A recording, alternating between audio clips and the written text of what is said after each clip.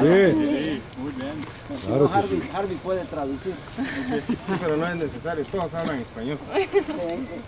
Este es más o menos el sistema que vamos a ver de plantación de café aquí. Es básicamente el mismo sistema que usamos en la Antigua Guatemala y en todo Guatemala.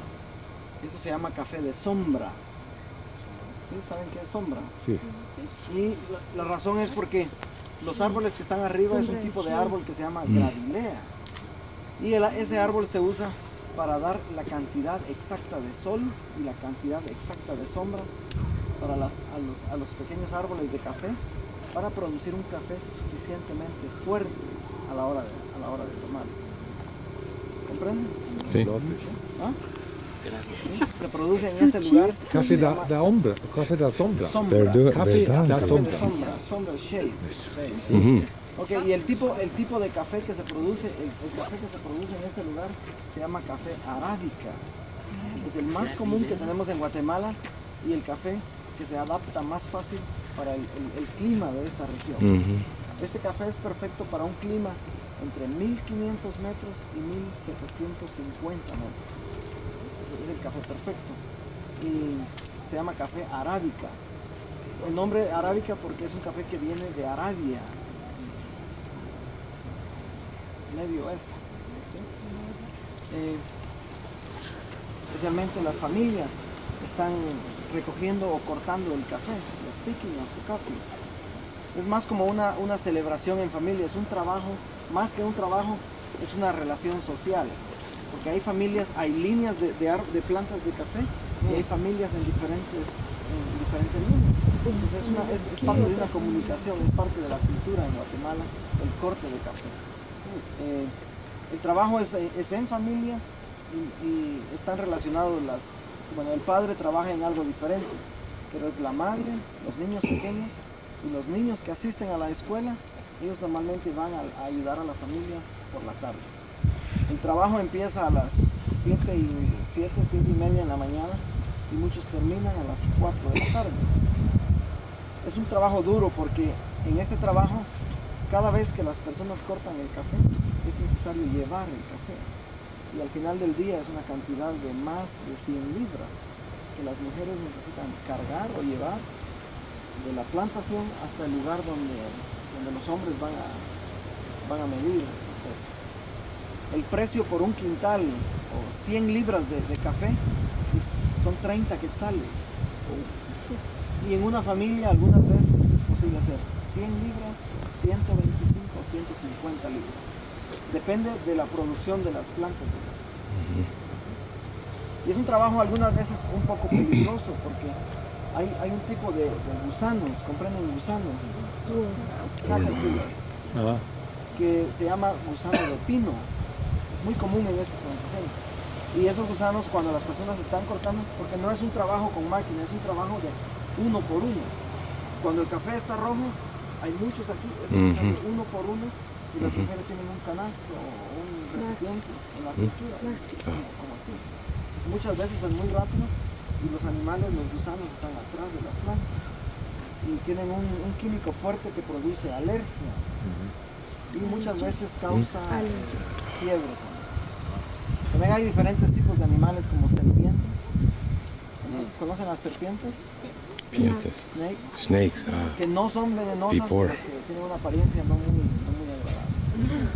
¿Por qué los hombres no cortan el café? Ellos tienen otros trabajos diferentes, constructores de casas o carpinteros. ¿Por qué no es posible ganar tanto con cortar el café? Depende, si hay ¿El muchos, salario es mejor? tal vez tienen un salario mejor o si la persona tiene mucha práctica es posible cortar mucho café. Depende de las plantaciones también. Hay árboles que no tienen mucho café, entonces es más tiempo el que pierdes en una planta y tienes que continuar a la otra. No se puede pasar una planta. No, eso es adentro de las leyes de la planta, del dueño de la finca, no es posible. También tienes que tener mucho cuidado cuando cortas el café. Hay café rojo, y también se llama café en cereza, de cherry. Bueno, también hay café verde, que es muy pequeño, que no está listo todavía. Y las personas, por lo rápido que ellos cortan el café, algunas veces hay verdes. y algunas veces a los dueños de las fincas no les gusta esto, porque ellos necesitan más trabajo en seleccionar el café que es listo y el verde, entonces es más tiempo, más dinero y yo creo que en algunos lugares hay multas, ¿comprenden? Multas, Sí. fines, para las personas que cortan el café verde y que no es. Repete, por favor. Aquí, ¿qué? Esta se llama espiga. Espiga. Espiga es la flor Flor. del café. Ah, Sí, y necesita un poco de lluvia y esto es blanco. blanco. La flor es La blanca. flor es blanco. Sí, y después es como esto. Cuando... El grano de café. Ah, sí. Roja. Sí,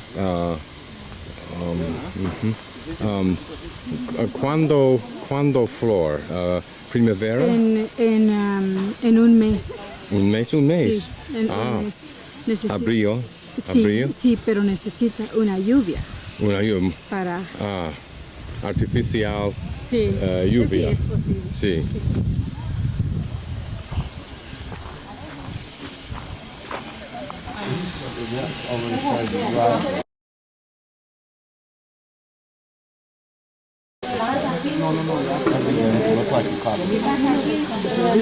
El café en la tarde, los hombres pesan el café ahí y ponen el café en este lugar.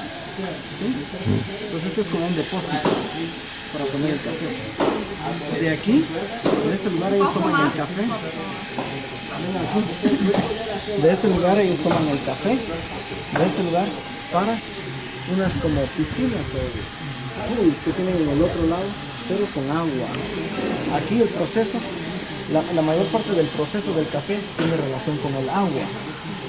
¿Sí? Mucho, el 90% del proceso es agua. Entonces aquí empieza. El café, esto es como una piscina. Ellos van a poner agua y hay unos tubos o pipes Sí. que van de este lugar para el otro lado, donde con la presión del agua, ellos mueven esto de aquí para el otro lugar. Aquí solamente es el lugar para pesar y decir cuántas libras tiene cada mujer y cada persona.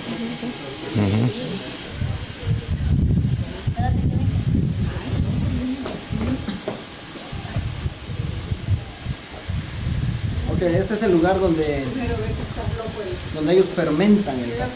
Mucho del secreto del buen café es la fermentación que va a recibir.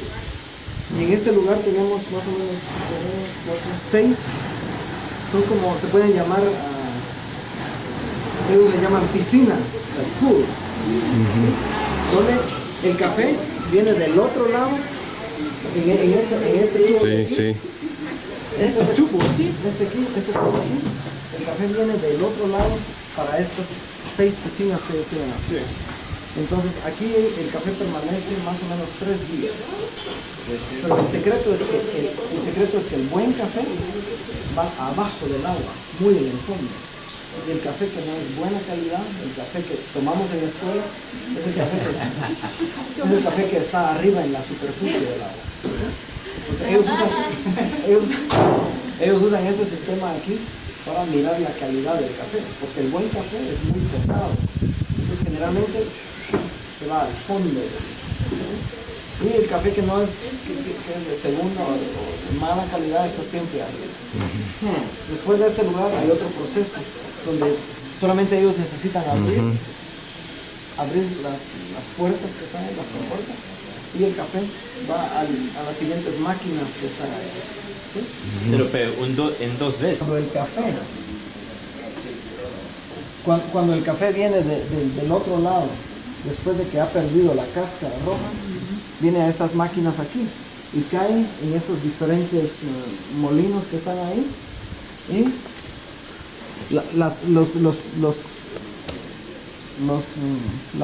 cada uno del café va a caer, las semillas de café van a caer en esta máquina y esta máquina se mueve como esto. Entonces el café que no tiene la cáscara roja va a caer por medio de los pequeños hoyos y el café que no pasa por esos hoyos, que todavía tiene la cáscara roja, viene en esta parte de aquí y necesita hacer el mismo proceso otra vez. ¿En la agua? Aquí no. ¿De nuevo por aquí? No, esto ya lo hacen manual. Ya lo hacen con la mano. Sí. how do you call it? Wet enough Wet, uh-huh. to take the coffee ready to put it outside on the big paddles. Oh, so this is now going to dry? Yes, but it's getting how do you call it? Moist? No. No. To make it strong, like. Hard? No. The taste. Oh, the taste. Oh. They keep strong. it in water Strong for taste. 3 days. Strong until taste. it gets what? So these are the beans after the first stage of the removal of the red color, but before the removal of the second husk. And here they're left to ferment, or in other words, age or get a little stronger in taste or whatever. And then ironically, once these are processed, the husk that comes off is used to power the machines, which is a form of cogeneration, which is a form of sustainability. Is it the same? It's the same? It's about the same. Uh-huh.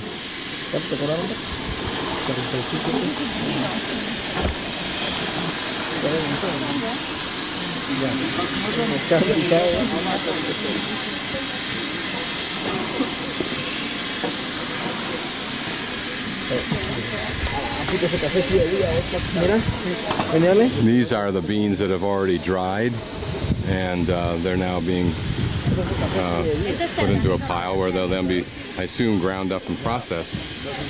Como esto aquí se llama pergamino. Oh, wait, there's a there, Pero, it is. ¿ah? Right down No, in aquí no es there. posible beber, no todavía. Este es pergamino y el trabajo normalmente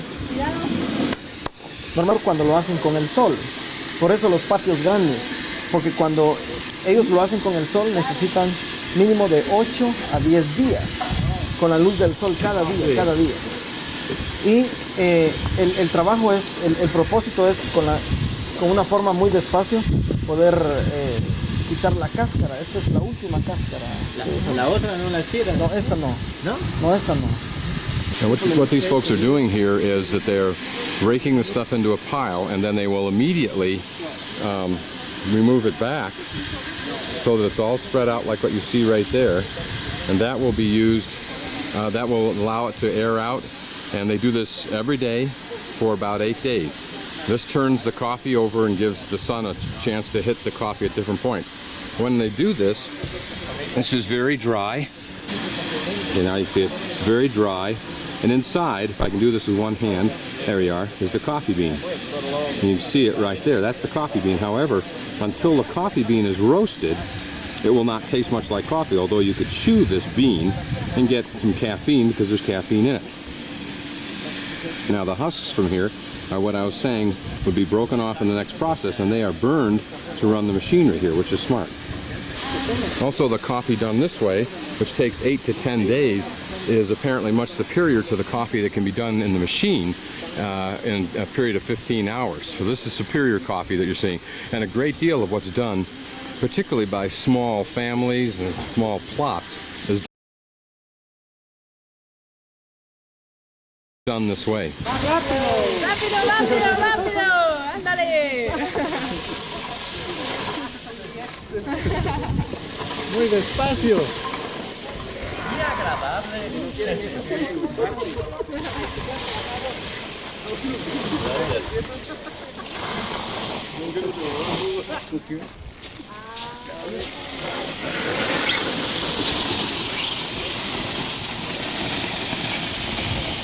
Bringing in the big guns now.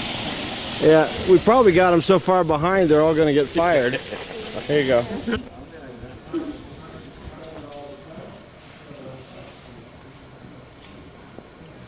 This is sawdust that has been colored to be used in the Holy Week for floats and on the ground and so forth.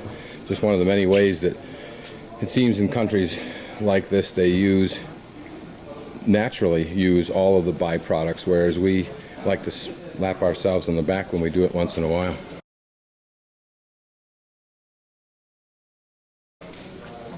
¿Solo esto para hoy? No, es que tenemos otros dos trabajos. Podar, deshijar.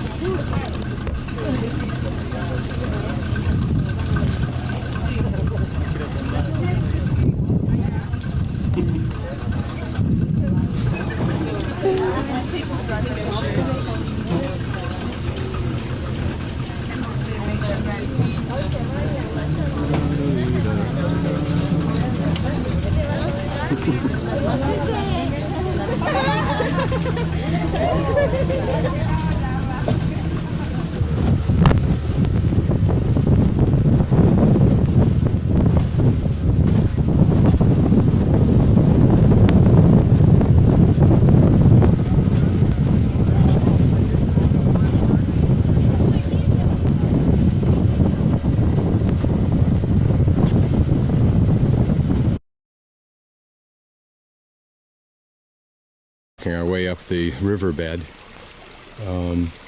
at the 7 altars. We need something to prove how big it is. Wow, you're talking 3 inches.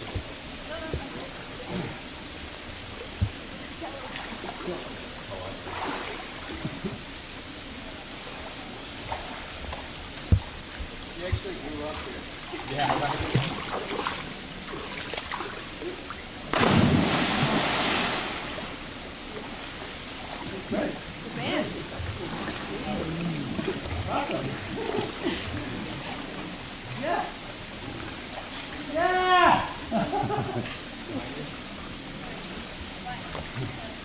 It's really high.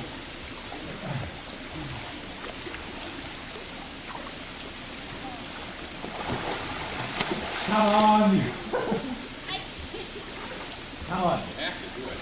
It's harder to go down than it is to come.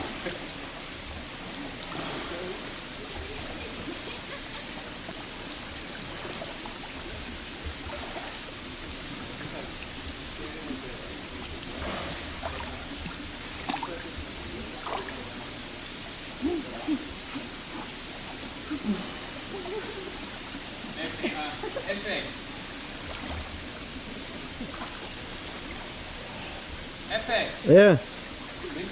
Sí.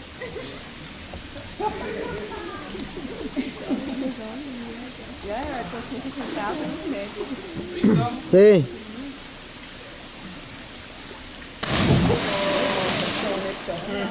You got him? Yes. I have to get my famous Tarzan swim for the camera. Well, that's as far as I can swim.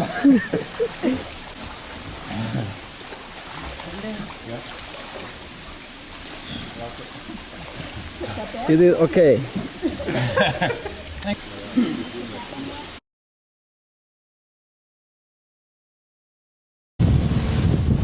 This is the Rio Dulce River entrance. Boca de Rio Dulce.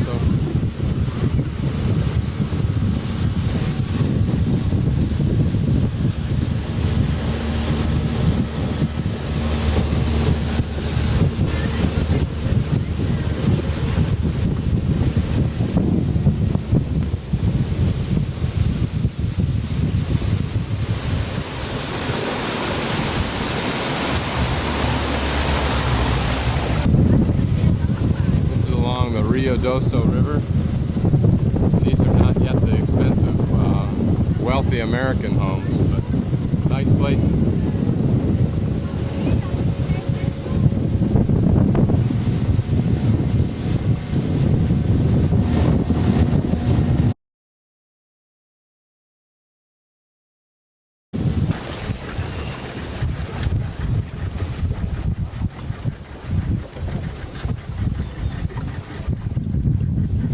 That's the name of this fortress. The Castillo de San Felipe. Castillo Spaniards, de they San named it like Felipe. that in the name of Felipe, the king from Spain. During the time they were coming down here. This place was built in 1595. So it's really old. And they built it to keep the pirates away because they used to have a warehouse in Lake Izabal. So the pirates, they used to come as soon as they knew that the Spaniards, you're gonna see that place. Repeat again what this is called. It's called morro. Morro, and it's used for sore throats. And the Mayans have used it for 2,000 years. The Mayans, they were using that since long time ago, especially for the shell. They use it like a bowl Uh-huh. to use like for laundries or cooking. Yeah. You think this would have been an original road? Probably not. Cement. Cement, yeah. This was built in 1595 by the Spanish. Back in this lake, they had the warehouse where they would collect silver, perhaps gold, before shipping it back to Spain. And they would protect it from the English or the Dutch pirates with this fort.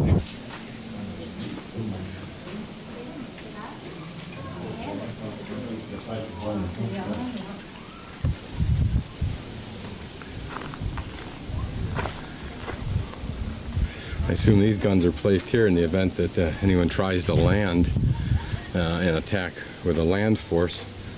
And of course, anybody coming down that channel, I guess they could nail somebody there. As you can see the view, this is where they get their first shot at any of the pirates' slow sailing sailboats coming down through here. There's some truly old guns here and some big ones that were positioned again for any land force. And here's one that was designed for a ship coming into the bay. You can see the beautiful view they had from here. That's the bridge on the road that goes to Tikal. To the right. Excuse me, to the left. Never seen one. There's the mechanism for raising the drawbridge. And I'll just slowly move around the view.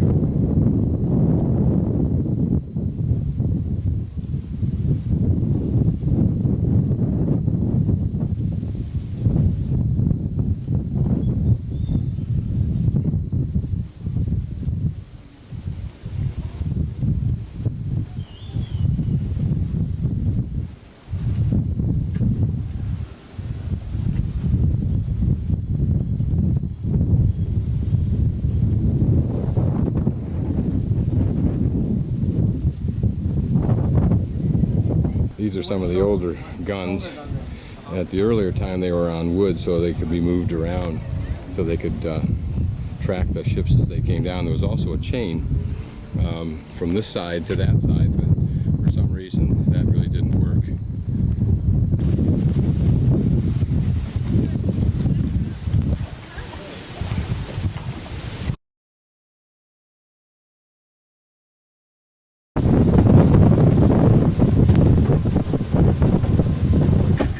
This is a river that has protected manatees in it, as well as in Florida, but they're rare and seldom seen. It's a beautiful place.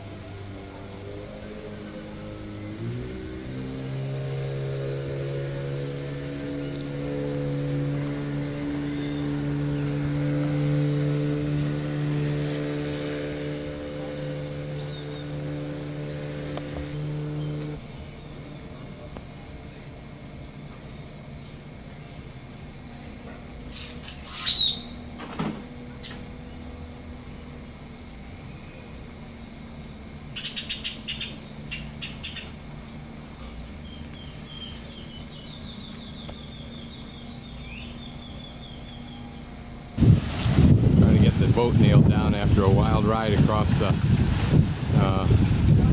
opening here, the main channel. Big whitecap, big waves. Almost hit a big log, but I was in the front and signaled him off, and he just missed it. Would have, I think, ripped the engine right off the back of the boat, or at least made it pivot up, I guess.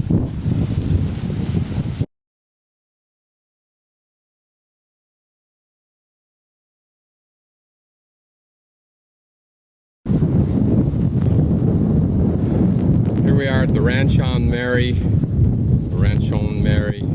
restaurant and kind of hotel complex. This is at Rio Dulce. This is the river that I was down a couple weeks ago. Now this pan passes the bridge. Down in that direction was San Felipe, Fort San Felipe. All kinds of yachts. Those buildings there are filled with power boats owned by people from the capital as well as from probably the states.